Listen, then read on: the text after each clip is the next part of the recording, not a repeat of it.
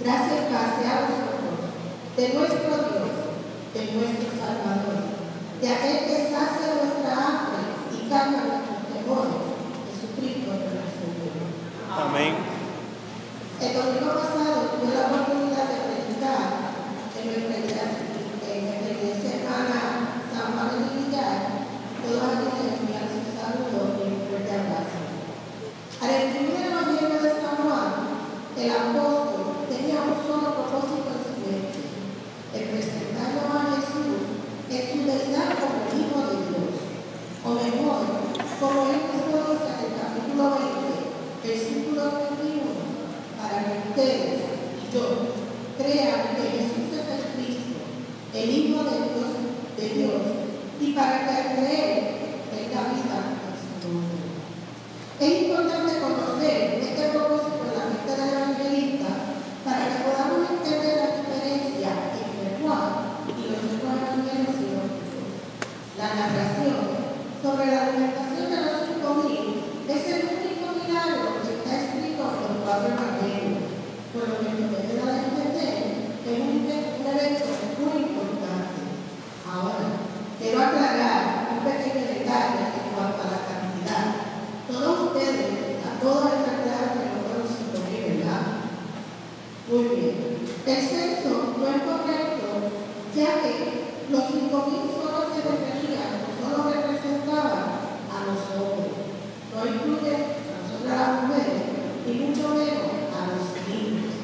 El Evangelio de Mateo lo deja bien claro cuando él dice en el capítulo 14, versículo 21, y los que comieron fueron como 5.000 hombres, sin las mujeres y sin los niños.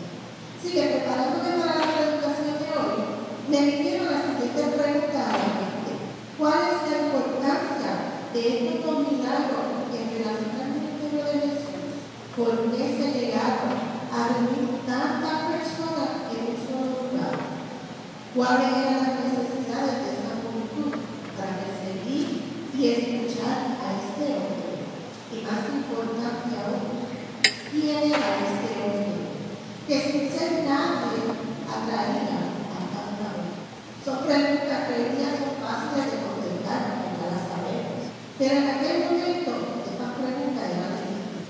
Estas preguntas estaban pasando por la mente de aquellos sacerdotes, fariseos, y tal vez uno que otro curioso aquí presente, incluyendo a sus discípulos. Si ustedes fueran parte de esa multitud, no se las andarían preguntando y deseando que estas preguntas fuesen contestadas. El evangelista trata de contestar estas preguntas en la narración de esta historia, cada una con un milagro en particular, pero unidas a un solo propósito: contestar la más grande de todas las preguntas: ¿quién es Jesús? Recuerda que el propósito primordial del evangelista era demostrar que Jesús era el Hijo de Dios. La primera historia relata el milagro de la alimentación de los 5.000, y la segunda historia relata el milagro de Jesús caminando sobre el agua.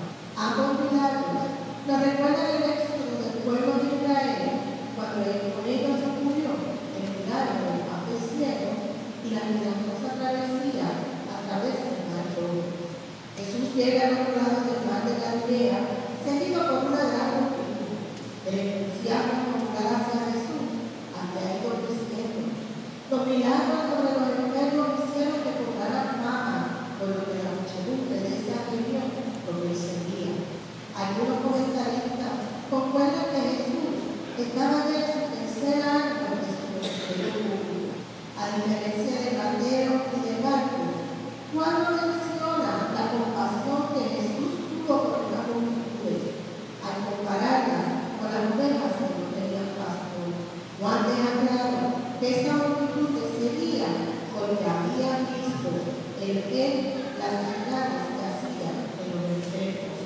En este evangelio, la historia se trata de tener fe en Jesús, en vez de una explicación de su compasión. Esta multitud seguía a Jesús porque veía las señales que hacían los enfermos. Las palabras señal y señales se repiten 17 veces en este evangelio, por lo que se considera considera que son importantes. En el Nuevo Testamento, señales generalmente marcan actos poderosos de la salvación de Dios, recibida a través del ministerio de Jesús.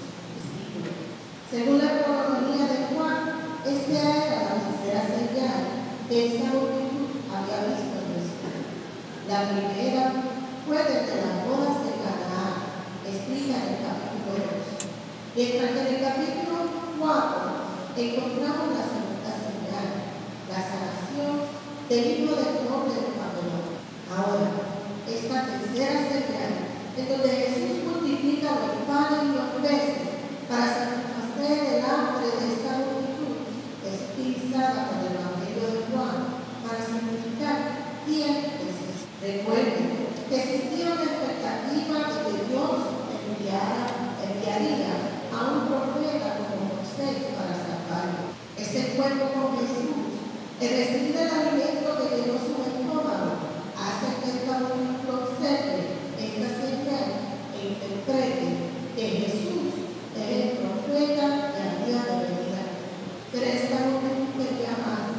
Esta multitud quería ser el rey, un rey que los guiara hacia un movimiento de liberación de sus opresores, la tiranía del rey Herodes y la tiranía del gobierno romano. La multitud reconoció el poder de Jesús, pero malentendió la naturaleza de esa señal y de su misión. Es justo que nos preguntemos entonces en este momento, ¿por qué estamos aquí en la mañana de hoy? ¿Por qué hoy día seguimos a Jesús? Estamos aquí porque debemos cumplir con al menos una vez a la semana con nuestra responsabilidad de llamarnos cristianos.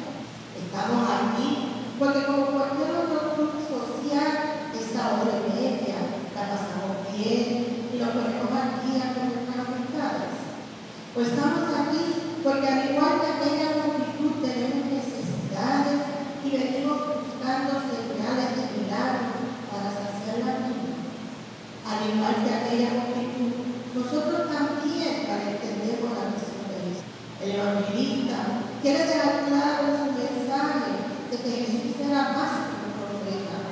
Jesús es el Hijo del Dios viviente, es Dios mismo que se hizo carne y habitó entre nosotros para darnos vida y vida en abundancia. Semana tras semana, Jesús entra en nuestras vidas a través del Santo Sacramento. Es importante vernos a nosotros como parte activa del cuerpo de Cristo. Es trabajar haciendo ministerio en su nombre. No debemos venir a la iglesia solo como un lugar donde podemos obtener algo, sino también como un vehículo en donde nuestros regalos, talentos y habilidades puedan ser utilizados para el beneficio de los demás. Juan continúa narrando que Jesús subió a un monte. ¿Saben ustedes? El evangelista con esta palabra quiere anunciar que algo importante está a punto de ocurrir. Montañas son lugares donde Dios revela su voluntad. En el monte Sinaí, Dios le dio a Moisés el Torá. En el monte Carmelo, Dios derrotó a los profetas de Baal. Y en el monte fue donde Jesús dio su mejor sermón, el sermón de la bienaventuranza.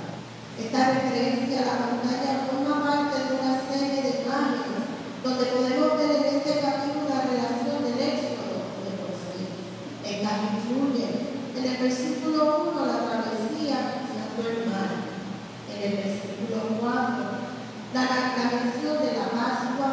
En el versículo 11 el pan proporcionado por Dios. Y en el versículo 12 la resurrección del maná que se dio. El evangelista quiere dejar claro que Jesús es como Moisés, pero es mucho más grande que Moisés. Jesús se ocupó hasta el mediodía de enseñar a la muchedumbre. El hecho de que se sentó demuestra que fue una sección oficial de enseñanza por sus discípulos. En estas grandes secciones de enseñanza, Jesús muchas veces se dividía a diferentes grupos de la multitud. Podemos ver que a su alrededor y a sus pies estaban los discípulos más cercanos. Un poco más lejos de ellos, los curiosos, los ricos, y el pueblo. Y en pequeños grupos, mirando desde bien lejos, podemos encontrar a los fariseos, escribas y saduceos.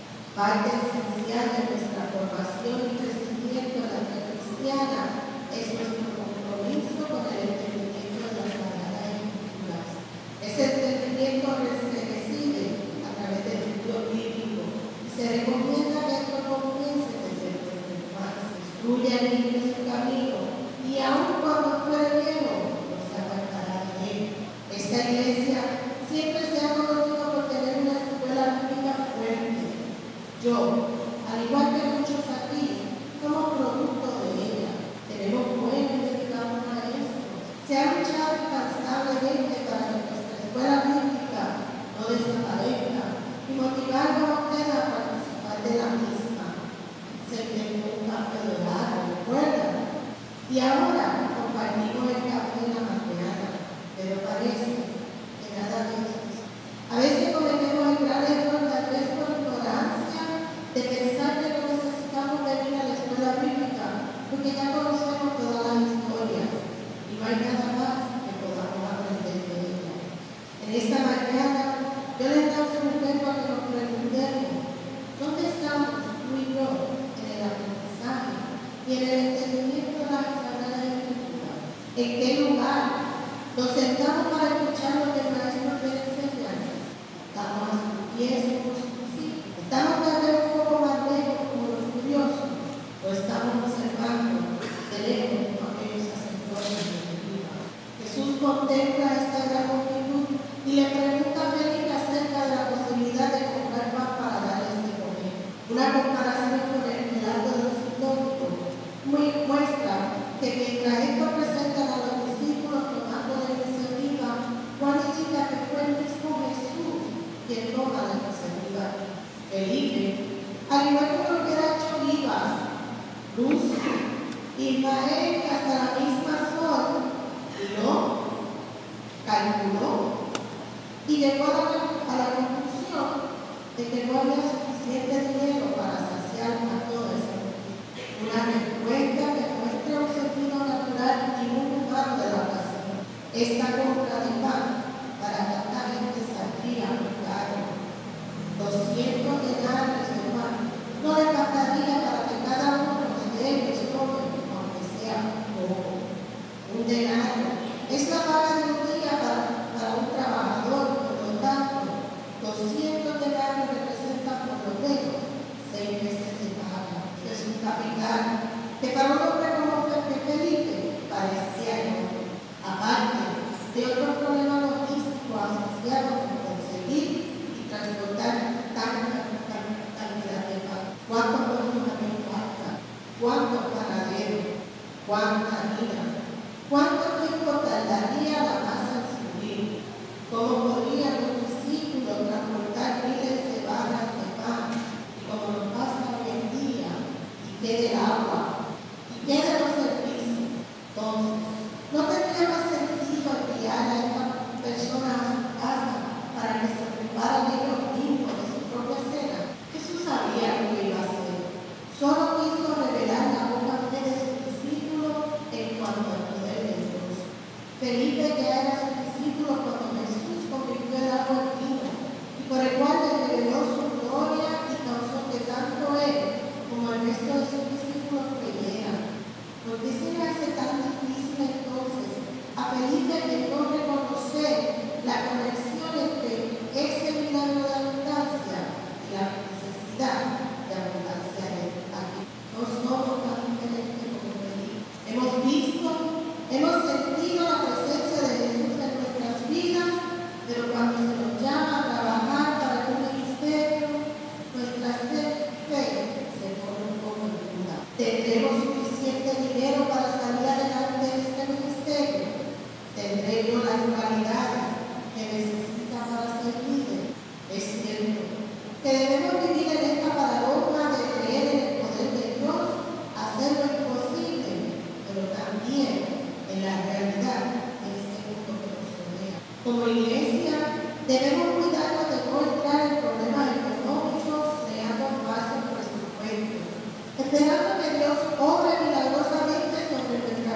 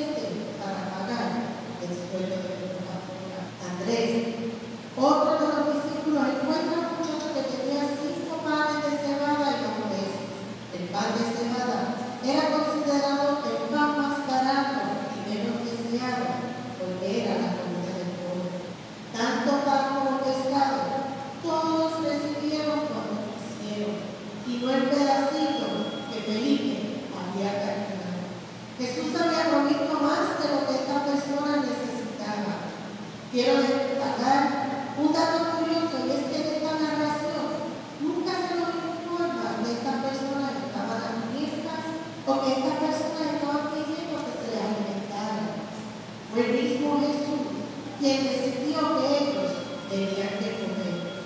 ¿Verdad? No es lo que la persona quiere o necesita, es lo que Jesús personalmente quiere ofrecer. Este es el mensaje del evangelista nos trae de la mañana de hoy. Jesús se presenta ante nosotros para saciar nuestras necesidades y para calmar nuestra hambre. Dios revela su poder a través de su Hijo Jesucristo para que tú y yo seamos llenos de su infinito amor, que confiemos y que creamos que Él es nuestro consolador y nuestro salvador. En el primer milagro había una gran necesidad de saciar a una multitud hambrienta y Jesús no solo sació su hambre, sino que les dio más de lo que esta multitud esperaba. En este segundo milagro hay otra necesidad. Una necesidad de calmar a un grupo de hombres que tenían miedo. Hombres que estaban asustados no tanto por la tormenta, sino por la falta de la presencia de su maestro. Recuerden, ellos se habían adelantado, por lo que Jesús no había subido con ellos a la barca. Este miedo desapareció tan pronto escucharon y reconocieron la voz de su maestro cuando dijo: yo soy, no tengan miedo. Esta narración trajo a mi mente la imagen de un niño solo en un cuarto completamente oscuro. Al no poder ver absolutamente nada, se llena de temor porque no sabe a dónde ir. Ni siquiera puede encontrar la puerta porque la oscuridad no se lo permite. De momento, en esa oscuridad escucha una voz y la reconoce. No logra ver la figura de la persona que le está hablando, pero reconoce esa voz. Reconoce la dulce voz de su padre o de su madre que le dice: no temas, soy yo que estoy aquí contigo. Para este niño no le hace falta iluminar el cuarto, no le hace falta ver la figura, ni tan siquiera le hace falta que esta persona se identifique, porque solo le basta reconocer su voz. Y al reconocer esa voz, ya sabe que todo va a estar bien. Ese es el Jesús que te presento en la mañana de hoy, el que ha de saciar tu hambre, el que te dará más de lo que necesites, y mucho antes de que tú mismo te des cuenta. Él, que aún